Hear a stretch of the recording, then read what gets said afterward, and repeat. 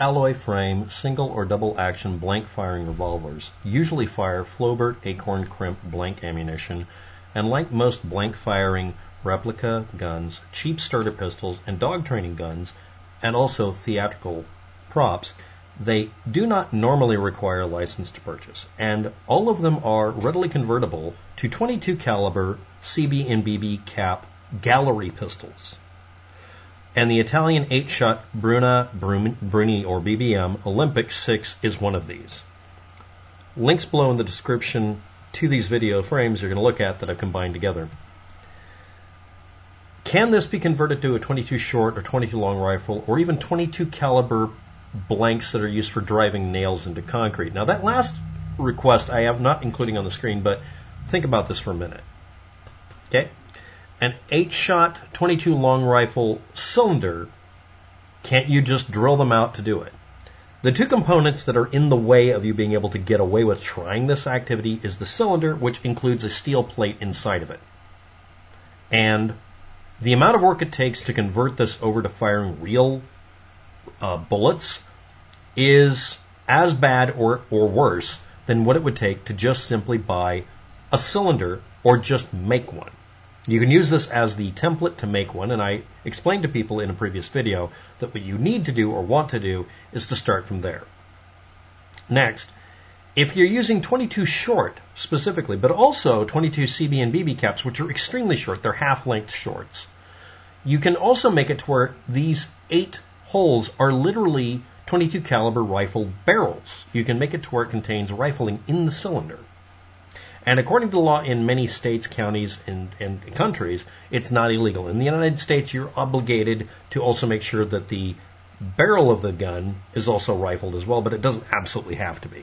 And as you can see with this one, they made efforts to make sure you wouldn't be able to fire a bullet through it, and that's good, obviously, because that way they legally can sell this without having to pay all the extra taxes and work for paying for, being a gun manufacturer. But the problem with this is, in case you haven't noticed it, the diameters are severely different. What this is a zinc frame or zinc bodied tube front firing gun that if you remove the pin, you would then put in a rifled barrel. And you could then immediately convert it. What this is actually, this is something you're allowed to do if you make guns. Before you put a serial number on them, because it's not imprinted into it when it's made as a blank or as a 80% lower, if you find out the lower is not good enough to be up to specifications where you'd be willing to sell it and risk a lawsuit over the gun actually hurting someone, you can make them into toy guns, blank firing guns, guns that are for dog training, starter pistols, whatever. You just drill a hole through where you would normally have a barrel liner and just put in a pin. And then you replace the cylinder with a zinc-based cylinder that has been melted around and formed around a metal, that's literally, if you're not aware of it, inside of it, that is literally a steel washer so that you can't put a full cartridge in it. It's put at the chamber depth, and that's it. And if it's a long rifle type, that means that you'll have an extended cylinder, and it will actually be able to take 22 caliber long rifle bullets, but then again, there's the steel plate. Now, someone asked, can you convert them just using a cylinder? If you find one that was actually originally designed and built and intended to fire 22 long rifle or 22 short, yeah, actually the body and frame will do it just fine, and you can just remove the pin. Depending on the country and city and state you're in, it's legal. But the minute you do that, you've taken something that was sold for profit and converted it over. Now again, this is basically a cap gun. And depending on where you're standing, it's illegal as hell. Also, on an ATF basis, if it was ever imported in your country, or if it was ever intended for export, or if it got into the country only as a toy, it may have a legal restriction on it that if anyone converts it, it's extremely illegal. We're talking, many years in prison. That's why I did a video explaining that there's not really a good reason to do this. You're not really making it any easier on yourself doing that.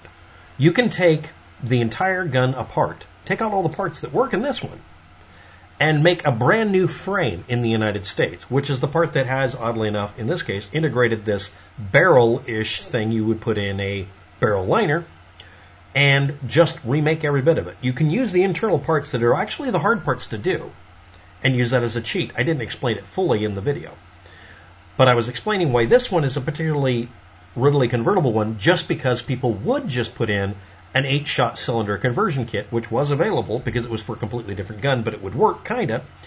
And they would just take out this pin, if there was just a pin, and make it work. I've even thought of doing this myself, but I would do it mostly so I could use it to make a real gun and make it street legal. It has to have rifling.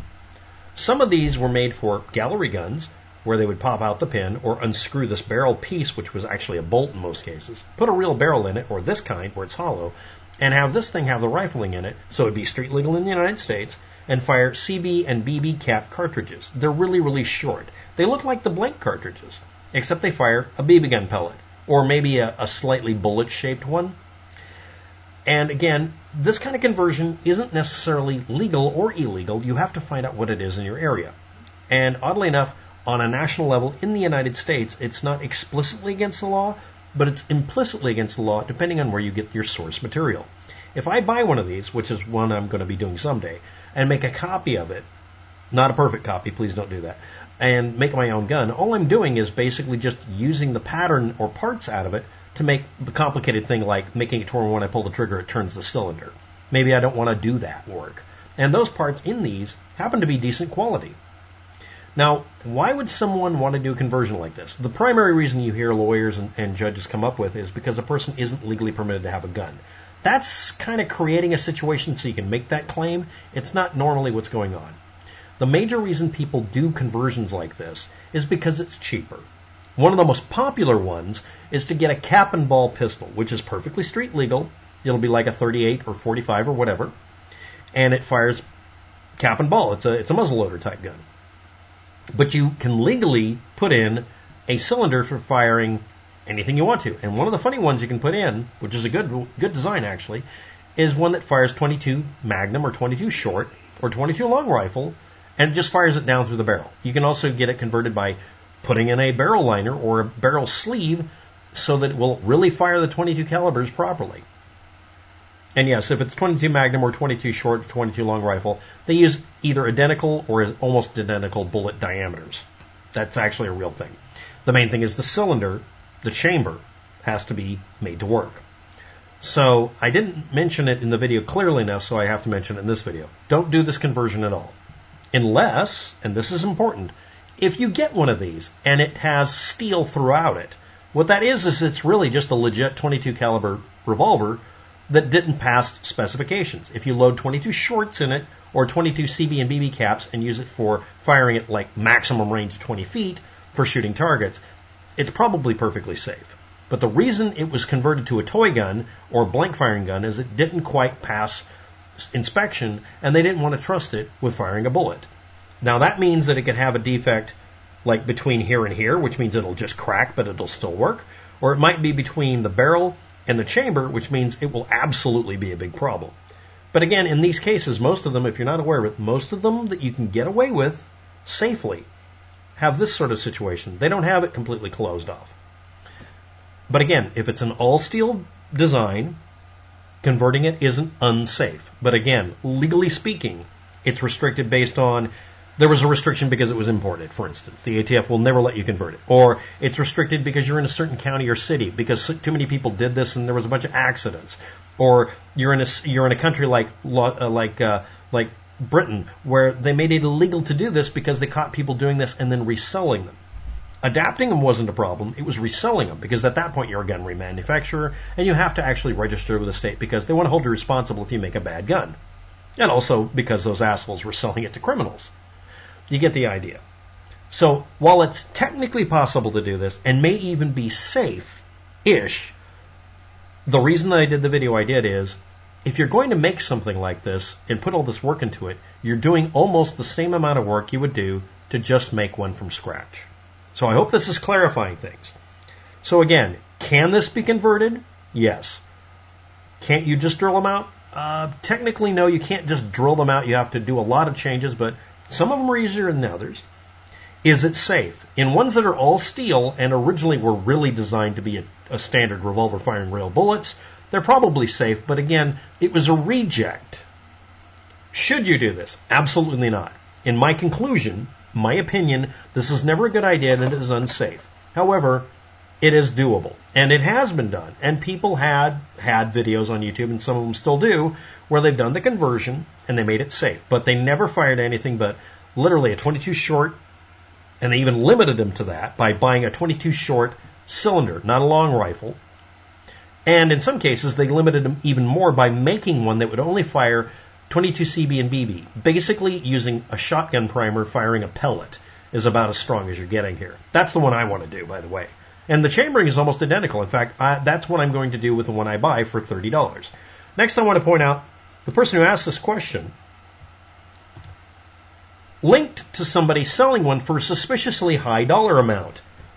And it's a real steel, real gun. They just converted it to being blank fire because it had a defective frame.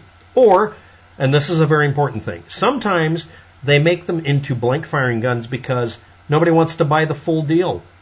Or they ran into a bunch of them where they couldn't get enough parts, so they just converted them to cap guns and sold them that way. It's a way of getting rid of money that has been spent making these. And again, and I have to point this out, some of them that are based on not steel will also fire correctly, but for a short time. They're not designed to be durable. They won't last 100 years, and they're based on pot metal. But then again, people say the same thing about the AR platform that's based on aluminum. So, last time I'm reviewing this, it's possible, it might be doable safe, you might be able to do it, it might be cheaper than making one yourself or buying one, but do you want to trust your safety to something that was obviously either never designed to do it or was rejected because it was unsafe? No, I wouldn't do it. However, again, some of them are just simply like this because nobody wanted to buy the revolvers that year, so they made them all into toy guns because there was more money in it. Like in Britain.